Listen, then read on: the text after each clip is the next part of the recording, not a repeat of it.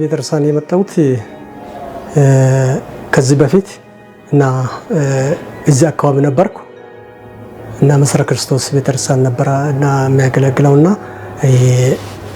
ታምሜ ነበር 2016 ዓመተ ምህረት ስታመም 2 ወር ብሎ ነበር ስራዬን አቆምኩት። ስራዬ ዘርፍ ምህንድስና ነውና 2 ወር ሙሉ ቤት ቁጭ አልኩት እና ብዙም ተጸልዮልኝ ነበር። ብዙ ቸርች ሞክሬ ነበር። ሐኪም ቤትም ብዙ ሐኪም ቤቶች ገብቼ ነበር። ልሻል አልተቻለም። ለውጥ ማምጣት አልተቻለም ነበር። እኔ ይህ ቸርች እዚህ መኖሩን እዚህ አካባቢ ሆኜ አላቅም። እዚህ ጸሎት ፕሮግራም መኖር አላቅም። አጋጣሚ ባለቤቴ መጣ ስትጸልይ እሷ ለኔ ለማጸለይ ነበር የመጣችው። ለሷ መልእክት መጣ። መልእክቱ ሲመጣ ያው ቤት ባለቤትሽ ታሟል ተብሎ እግዚአብሔር ቀጥታ መልእክቱን ለሷ ሰጣ። እሷ ስትነግረኝ እንድመጣ ተደረገ። መጣው። ሲመጣ በእርግጥ ህመሙ በጣም ከባድ ነው። ምርመራ አልተገኘም። ከአንገቴ በላይ ነበረ። መስራት አልቻልኩም። የምሰራው ስራ ደግሞ ያው አውቶካድ ነው። አውቶካድ ላይ መስራት አልቻልኩም። እዛ ተስፋ ቆረጥኩና ስራውን መተው ነው በቃ ያለኝ እድል። ከዛ መጣው። አርብ ዕለት ነው ወደዚህ የመጣሁት። የጸሎት ፕሮግራም አለ ተብዬ በቃ እኔ እርግጥ ያው በእግዚአብሔር ሁሌ ተስፋ አደርጋለሁ። ከዕለታት አንድ ቀን ይፋወሳለሁ ብዬ ተስፋ ስለማደርግ መጣው። ነብይ አማኑኤል ጸለልኝ። በደንብ ነው የጸለየው። ሲጸልይ ቃልም መጣ። ቃል ሲመጣ ደግሞ ቃሉና እኔ ያው ተገናኘን ማለት ነው። ምክንያቱም እግዚአብሔር ቀጥታ መስሪያ ቤት የሚሆኑ ነገሮች ሁሉ ገለጸልኝ። ለእኔ ነገር አላውቅም ነበርና እዛ የሚደረገው ነገሮች አእምሮ እንዳይሰራ ነበረ። ተመልሼ ቢሮ እንዳይገባ የኔን ቦታም ለመፈል ፍላጋም ነበረ። እግዚአብሔር ቀጥታ እንደሚፋወስ ነገረኝ። ያለውን ነገር ተነገረልኝ። እግዚአብሔር ሲናገር ቀጥታ ወደ ስራ ትመለሳለህ። ስትሄድ አንተ ጋር ያሉ ሰዎች እንደ ያሉ ሰዎች አለ ያሉ ቀጥታ ሰዎቹ እንደነበሩም ያው እኔም ስለሚያውቅ እግዚአብሔር ረዳኝ። ከዚህ በኋላ አተኛም ሰፈር ሰው አትሆንም፣ ወደ አገልግሎት ወደ ስራ ትመለሳለህ ብሎ ሲጸልልኝ አሜን ብዬ ተቀበልኩ። በዘይት ተጸለልኝ። ሄድኩት። አርብ ተጸለልኝ። ቀጥታ እግዚአብሔር እኔ አልቦትም፣ እግዚአብሔር መጨረሻ ቃል ስለሰጠኝ ባንተ ተማምኛለሁ ብዬ ቀጥታ ወደ ቢሮ ሄድኩት።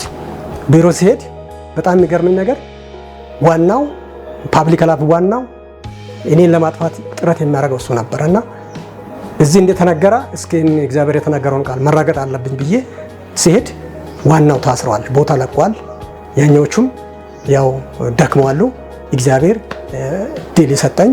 ያው እግዚአብሔር አንድም ቀን ከዛ ቃል ከወጣ በኋላ አንድም ቀን አልተኛውም። ወደ መስሪያ ቤት ገባው። ስራዬን ቀጥታ ወደ ስራዬ እየሰራው እስከዛሬ ድረስ እግዚአብሔር ድል ሰጥቶኝ ዳና ሰው ሆኜ ተፋወስኩ ማለት ነው። ሁለተኛ የሚቀጥለው ያገኘሁት አንድ አክስቴ ልጅ ከክፍለ ሀገር ሆሳና ከሚባል ሀገር ስትሮክ ጣለው። ስትለው ዶክተሮች በአምቡላንስ ማታ አመጡ። ከሆሳና ማለት ነው። በአምቡላንስ ዶክተር ተመድቦ አመጣ። ሲመጣ ሬሳ ነው። ያው ደሙ በጭንቅላቱ ፈሷል። ቀጥታ እሁድ ጠዋት አሜሪካ ውስጥ አላስገባን። እዚህ ሲኤምሲ ካስገባን በኋላ ምንም ራሱን አያውቅም፣ ምንም አያውቅም። በቃ እዚህ አይሲ ውስጥ ገባ። አይሲ ውስጥ ሲገባ ማንም ማየት አይችልም። ልክ እኔ ወዲያውኑ አእምሮ ላይ መጣ። ምንድነው ይሄን ነብይ መጸለይ አለብኝ መቅደም አለብኝ ብዬ ቀጥታ መጣው። ሰኞ ማታ አይሲ ውስጥ ካስገባ በኋላ መጣው። አይሲ ውስጥ እሱ አይሲ ውስጥ ነው። ማንም ሬሳውን ለመቀበል ውጪ ሁሉ ዝግጁ ሆነው መኪና ተዘጋጅቷል። አጸለይኩት። ሲጸልይ አገልጋይ ነብይ ምን አለ? ይሄ ልጅ አይሞትም፣ ይወጣል፣ በነፍስ ይወጣል እና ታያለህ፣ ስትሄድ በአይኑ ታያለህ ያለኝ። ሄድኩት።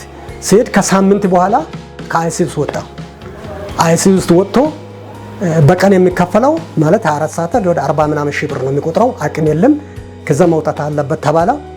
ከ14 ቀን በኋላ አወጣን። ከዛ አቅማችን በላይ ሲሆን አወጣን። ካወጣን በኋላ ወዴት ወሰደን? ወደ ሌላ ሆስፒታል ወሰደን። ከወሰደን በኋላ ተስፋ ስለሌላ ወደ ክፍለ ሀገር መውሰድ አለበት ተብሎ ቤተሰቡ ተስማማ። ከዛ ምን ማድረግ አለብን ያለን ይሄን ነቢይ ጠርተን እጅ ማስጫን አለብን፣ ካልሆነ ያለበትን መውሰድ አለብን ብለን ከቤተሰቡ ጋር ተስማማን። ከዛ ቀጥታ ወደ ነቢዩ ጋር ደወልኩት።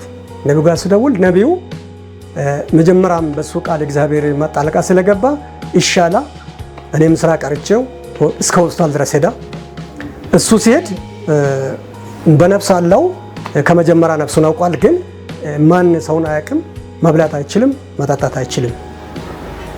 ከዛ ጸለዩ፣ እስከ ሆስፒታል ድረስ ሄዶ ጸለየ። ሲጸልይ እጁን ማንቀሳቀስ የማይችል ውሃ ሲሰጣው ውሃ በእጁ ያዛ ማልቀስ ጀመረ።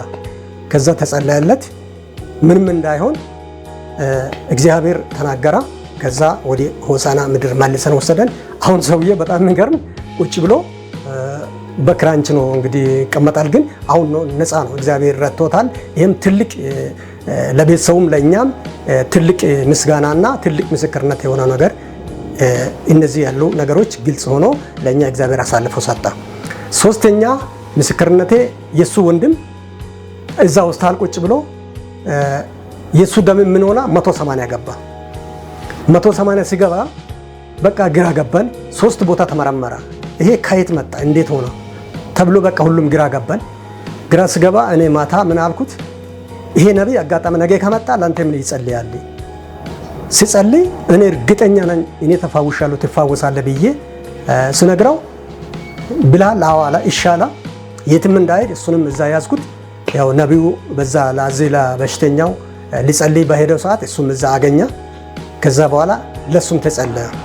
ለሱ ሲጸልይ ውሃ ሰጥቶ በዚህ ውሃ በሽታውንም ተናግሮ ከዚህ ሰዓት ጀምረ ተፋውሳለህ አለ። ትንሽ ከቆይታ በኋላ ይሄ ልጅ በጣም የሚገርመኝ የእግዚአብሔር አብሮ መኖሩና እግዚአብሔር ጊዜ ሲናገር ጊዜ የማይሰጠው ለፋወስ የሚፈጥነው መሆኑን አወቅኩት።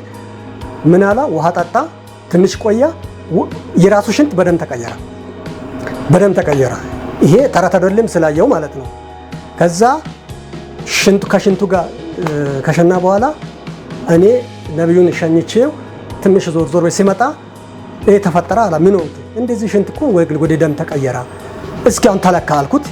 የእግዚአብሔርን ፈውስ በዚህ ትታመናለህ፣ እስኪ ተለካ ሲለካ አንዴ ወደ 140 መጣ።